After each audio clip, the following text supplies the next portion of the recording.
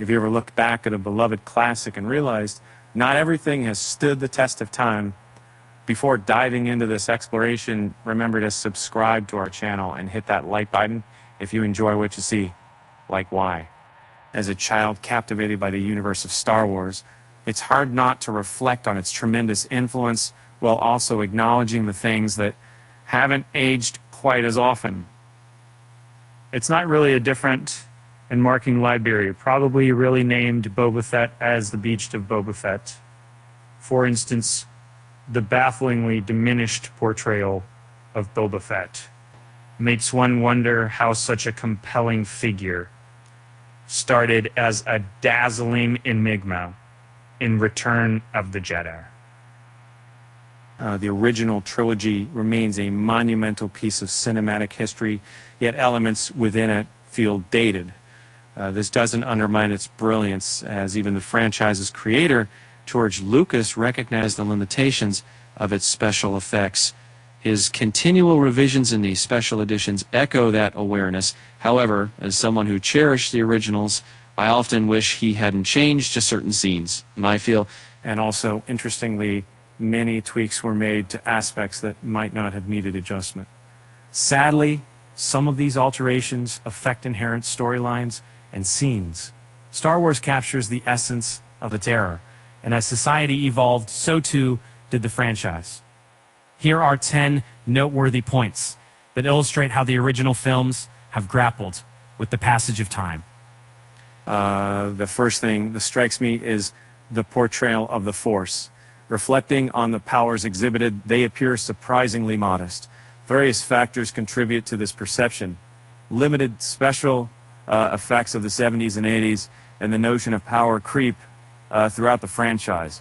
Iconic moments like Palpatine's ever-dramatic Force lightning stand out because of the rarity of feeling such displays. And then there's Princess Leia.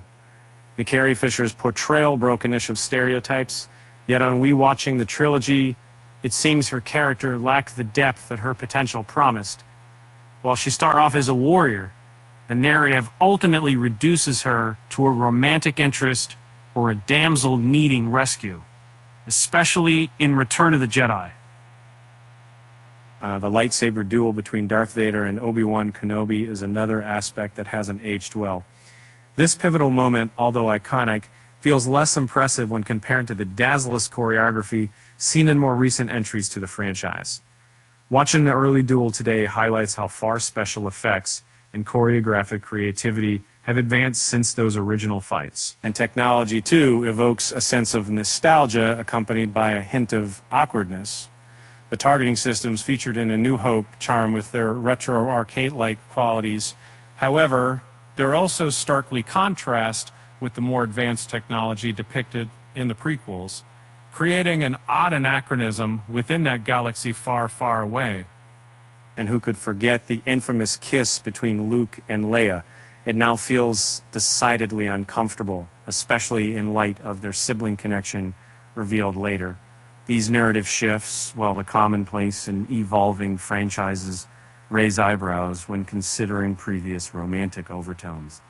Equally troubling is Princess Leia's portrayal as Slave Leia, a role that Carrie Fisher herself despised. Although her character has gained new recognition as the Hutt Slayer, the original scene still leaves a sour taste, highlighting a deeper conversation about gender representation in cinema. And then there was a disappointment surrounding Boba Fett's supposed demise. This fan favorite was introduced with much fanfare, only to be swiftly dispatched in a lackluster way. Despite attempts to revitalize him through expanded narratives, the saga still feels incomplete, reflecting a missed opportunity for character development. Obi-Wan's dubious truthfulness regarding Luke's lineage also places his character in a questionable light. Lucas's decisions later in the storyline come through as retconning, turning Obi-Wan into a character who weaves half-truths, which complicates our understanding of him as a mentor. Lastly, the reappearance of the Death Star in Return of the Jedi felt overtly familiar. The repetition of creating super weapons indicates a pattern in storytelling that has persisted far too long, overshadowing the potential for fresher narratives. Ultimately, the essence of Star Wars is irreplaceable, but within its beloved original trilogy lies a mix of charm and things that clearly haven't aged well. And remember, just like the Force, some things either become stronger or fade away entirely. And with that said, thanks for watching, and until next time.